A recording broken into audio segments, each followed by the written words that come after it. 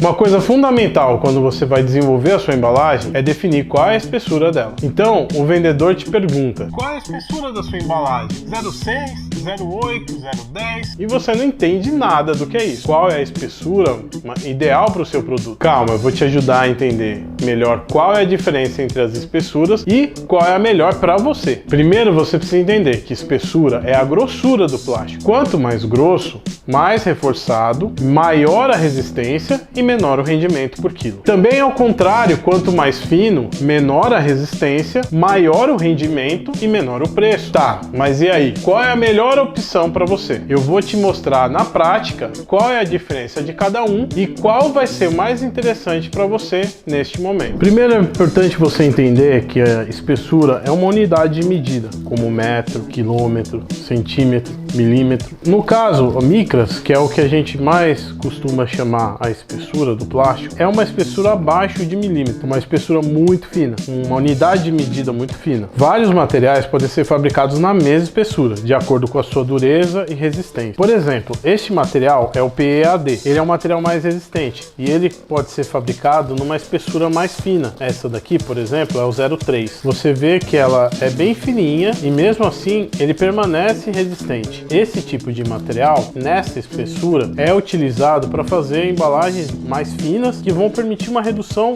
considerável no custo da embalagem final. O material PEAD, ele permite que você faça numa espessura muito fina. Não necessariamente em todos os materiais você vai conseguir fazer a mesma espessura. Essa espessura de 0,3 é a mesma espessura daquela bobina picotada de supermercado, aquela que você vai lá na área de frutas e verduras e para pegar os produtos e pesar. É mais ou menos aquela espessura. Como você pode ver, ela é fina. Aqui nesse caso ele tem um pigmento branco, mas pode ser feito com a pigmentação que você escolher, mesmo na espessura mais fina ou mais grossa. Aqui você pode ver as embalagens na espessura de 0,6. Essa daqui é o PEAD, que é feito nessa sacola, é usado para essa sacola, na espessura de 0,6, você vê.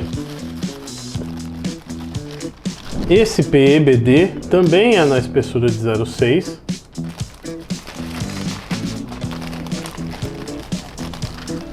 Esse PP também é na espessura de 0,6, assim como esse PE também, só que com pigmento branco. Todos eles são na mesma espessura, porém você vê materiais que têm uma resistência maior e menor. Essa espessura de 0,6 é a mesma utilizada naquele saquinho de açúcar da União, Barra, que também era aquele mesmo saquinho de leite que antigamente tinha na padaria. Essas embalagens, elas são na espessura de 0,10. Você pode ver ela um pouquinho mais grossa que a de 0,6. Que eu mostrei anteriormente. Também pode ser feita em outros materiais. Geralmente, para você ter como referência, geralmente aqueles sacos que você recebe pelo correio, do Mercado Livre, do Sedex, é na espessura de 0,10, que é o padrão do correio. Aqui, por exemplo, é um material na espessura de 0,20. Geralmente 0,20 é a mesma espessura daquele plástico do saco de arroz Tio João. Ele é bem reforçado, tá vendo?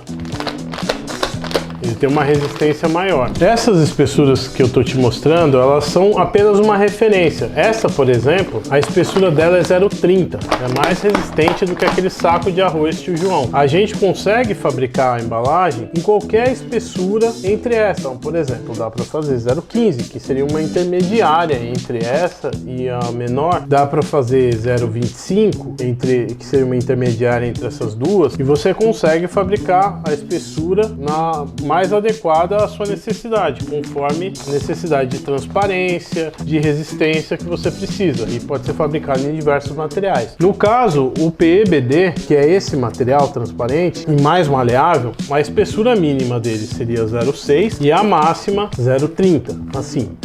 E qualquer uma entre essas. No caso do PEAD, essa seria a espessura mínima, que seria o 0,3. Essa daqui, por exemplo, o PEAD, seria a espessura de 0,15. E essa daqui, 0,6, que é a mais fina que pode ser feita. E essa daqui, uma das mais grossas. No caso do PP, a gente consegue fazer a partir de 0,4, seria essa espessura. Essa daqui já seria 0,6, assim como essa. Depois dessas informações, eu acho que você consegue identificar melhor qual é a espessura espessura que mais se adequa ao seu produto. Essa sempre vai ser uma decisão final sua, porém você tem que pensar qual dessas espessuras vai te atender na sua demanda de resistência, de aparência que você quer dar ao seu material com o menor custo possível. E aí, ficou claro? Se não, deixa um comentário aqui e a gente te responde ou chama a gente no WhatsApp.